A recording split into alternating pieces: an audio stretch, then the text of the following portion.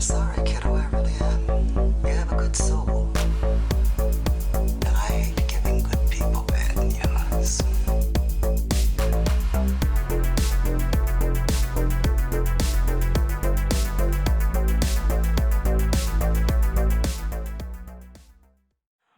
I'm Tony, he's Mike, and today we watch Hal Needham's 1986 BMX Suckfest. Rad! His name is Cru. Hey, good looking. BMX is his world.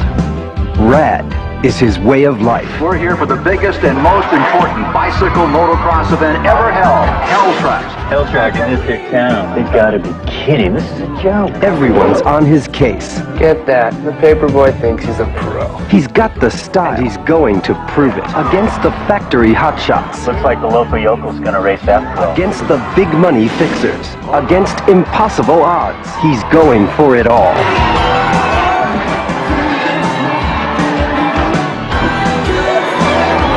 Rad. Starring Bill Allen and Lori Loughlin, Talia Shire, Jack Winston, and Ray Walston. Sure. Mr. Hand. Yeah, I think this guy plays Mr. Hand. And 1984 Olympic gymnast champion Bart Connor. Who's the blonde kid? the BMX bandit? champion, yeah. yeah. I was gonna say he was legitimately a BMX rider, right? No. No? No, he just plays one. Oh, okay. Well, so does Bill Allen. So Exactly.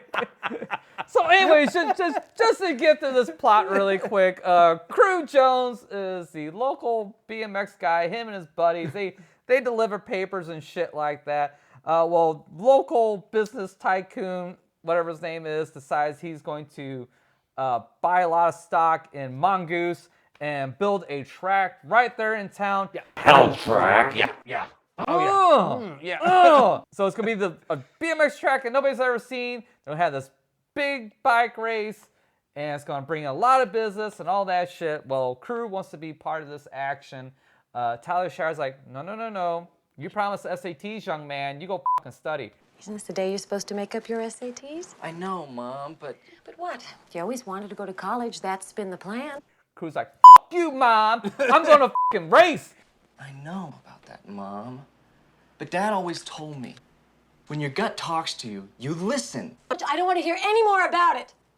So he goes race, he qualifies, but being an underdog story, the man tries to keep Cru down and throws these bullshit rules up. No, sir. You gotta have a sponsor. No, I don't seem to have your name on my list. Who's your sponsor? Sponsor? Who do you ride for? Well, me. I ride for me. Well, that's impossible. I was told that you had to have a sponsor to race. Well, Cru's like, well, fuck you then, man. I'm gonna make a sponsor. I have something for you. I made it myself, so you can wear it when you race. Wes, we're gonna use this and their 10 grand to beat them at their own game. Interesting, isn't it? Interesting? Free enterprise. Something you should know all about, huh? He gets sponsorship. And then they're like, no, sir. Your sponsorship has to be worth at least $50,000. What are you talking about? According to Helltrack bylaw number 812.3 Bravo, to be eligible, a rider must be sponsored by a company with at least $50,000 in sales. Well, Cru's like, fuck you, man. I'm gonna generate $50,000. He does that shit. And come race time, but it's too late now to stop him because he's finally qualified for all that shit. because he's Cru. Like Motley Crue, except for Radder. Well, here's an interesting late note. Change. Local son Cru Jones and his rad racing team have met the eligibility requirements. So anyways, Cru races. Cru wins the day. Wins the lovely heart of Lori Loughlin and Becky. $100,000 and a a Corvette. And then he joins the Sentinels at Vista Verde High School. And goes on a spree of harassing the underdog achieving students. Verdict. Guilty. Guilty. What do you say, Stoner, huh? What'd you say? This movie, okay, Hal Needham is a monster. I mean, like, through the late 70s and early 80s, like, everything he touched turned to gold until Megaforce. And then it was just kind of like right off the ramp. Yeah. There's a good bike pun for you. Which is sad. I mean, because this thing is beautifully shot. Yes. Hal Needham knows how to capture action. Yes. Especially if it's action on wheels. If it's action on wheels, Hal Needham's your fucking man. Yeah, Hands absolutely. down. Yeah. The problem is the script sucks. Yes, the script is absolutely it's every teenage movie underdog trope, which was already tired at this point. This was what, 86, right? Yeah. It had already been done to death. And then this brings nothing new to the table. And then add to that the fact that it has some of the worst acting I've ever seen. Ever. And I mean, like Lori Loughlin does everything she can. And Bill Allen, he's fine. How the hell they got Talia Shire, I have no idea. But the guys... She doesn't even be in the movie. She's got like a handful of lines at best. All she does is scowl at you. Yes. Damn you, Bill Allen. SATs, motherfucker. Young man, you go to your room. Anyway. But, like every other character in this film, like it literally sounds like they're reading their lines off of a cue card. It's so bad. And I mean, the bike racing stuff, it's too much. It's like and it's also one of those movies that like, oh, well, we're doing a movie about BMX bikers, so we have to work it into everything. From delivering the papers to outrunning the cops through the lumberyard to the school dance. Really? Love on wheels, baby. No, I'm giving the school dance a pass. And the school dance is fucking movie magic. I don't care what the fuck you say.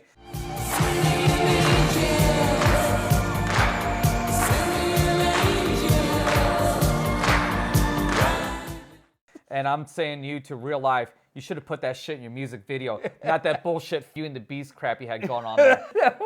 You're not wrong. They deserved a better music video for that song. The song is a bop, but the rest of this soundtrack, sucks. What are you talking about? 'Cause there's thunder in your heart.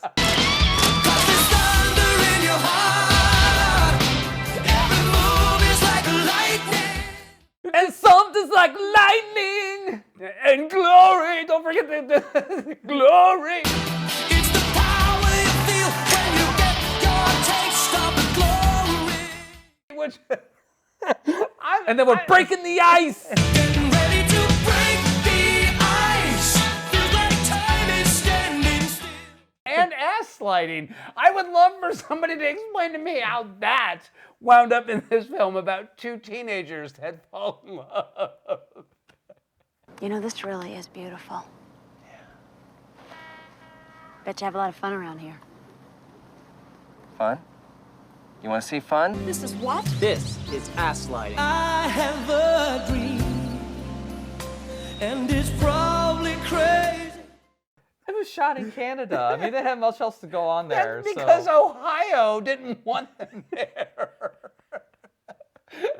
This is supposed to be in Ohio, isn't it? Or Oklahoma? It's one of those O states. But anyway. I don't think so. I don't know. It doesn't matter. I mean, these.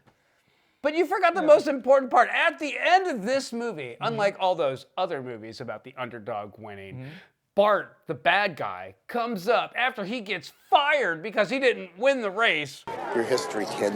History. Thanks a lot. Yeah. That's something you're really some pal. And he decides that he's going to join Team Rad. Good race, man. Yeah, it was. Thanks. Looks like you're out of a job, huh? Yeah, well, you know. Best isn't the only game in town. Think we got room on the Rad team? Good idea. Why not? All right. Yeah. And they lift up the mongoose bike, and they're all, yeah! But he's not really, I mean, he's kind of painted out to be the bad guy, but he's not really. He kind of realizes, like, a good chunk away through this thing that this whole bullshit guy that he's working for is a D-bag and kind of has a change of heart. Because he stops in the middle of that race for a crew to catch up so they could have a legit finish Yeah. and shit like that. So I will, Bart's not the villain. The business owner is the villain. Absolutely. And Mr. Hands actually turns out to be an okay guy because he fronts 27 grand so that Cru can have his sponsorship and get there. And how dare that businessman actually try to pull this crap on a business that he invested in? What you're trying to tell me, Duke, is that I should see to it that Cru loses. Is that it? Now you're getting it, you big hick. Duke, get this. But, you know, the whole thing is what it all really boils down to, and they explain this in excruciating detail. It's not even delivered in like an interesting way. It's all very like, oh, we need the exposition dump here. and so they see Cru's got talent, and he's actually a really solid writer after he qualifies, and he's like, hey, I can send you off to this thing, and you can go race there, and we'll make you part of the team, and we'll bring you onto the main team. And if you... How would you like to be the man responsible for bringing BMX to all the small towns in the USA? He's like, no, I want to race this race. I want to race Helltrack. I want to see if I'm the best. I got millions of dollars of products with your face on it, ready to be put in every department store in this country, as long as you cross that finish line on national television first. So essentially it all boils down to he's rigging the race with the intent of selling merch that's champion branded, more or less. And then rather than like why would you sign that deal before the race? You normally sign a deal like hey, it's Helltrack winner Bart after he's actually won the race. That's probably the best thing to do. Now I realize he was jumping the gun. And it takes a while to get goods shipped from China. So I'm wondering. Well, it's established that Bart's the current champ and a very dominant champ. Yeah. On top of that.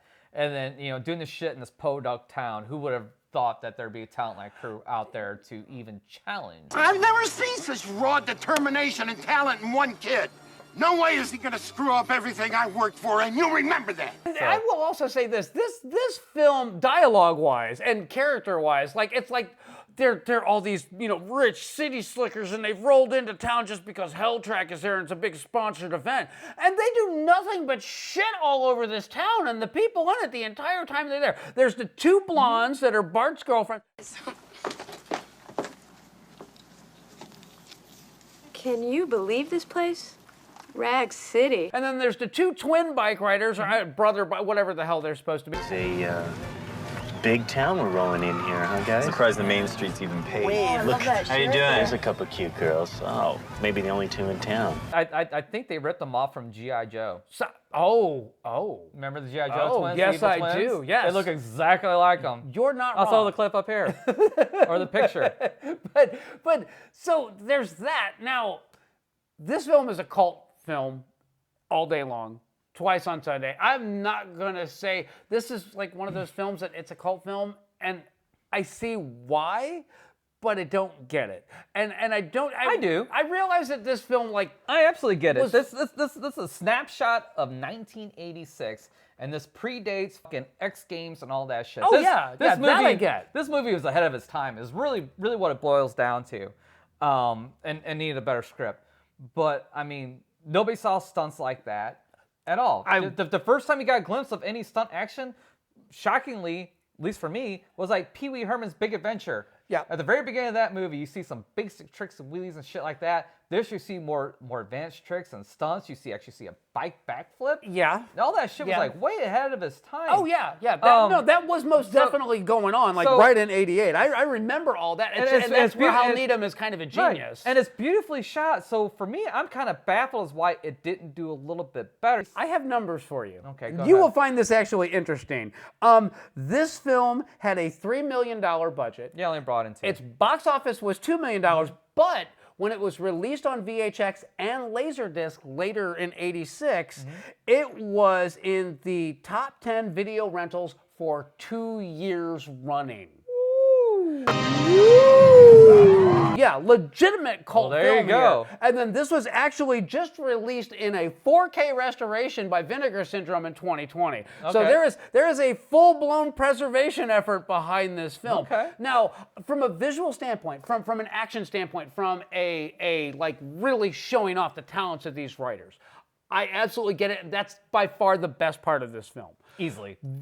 It deserved a better script. It did. And Yes. I'm not even going to say that it's the cast's fault. I'm legitimately No. going to say flat out, this film really needed somebody to actually flesh these characters out, because I love a good underdog story, and I wanted to root for Cru, but his character is so flimsy. There's like so nothing there that it's hard to like get on the Cru train and like root for him. And you know, when you don't establish an interesting character, the tropes just outshine anything else you've got going on in the film. And for me, 300%. that's why this film doesn't like hit for me. I love a good cult film, but like legitimately, if Hal Needham had just mixed it up, just put something more interesting in there character-wise, just developed Cru's character a little bit, it would have made this film infinitely more entertaining and a better vehicle for what he really wanted to show off, which was the bike riding skills on this one.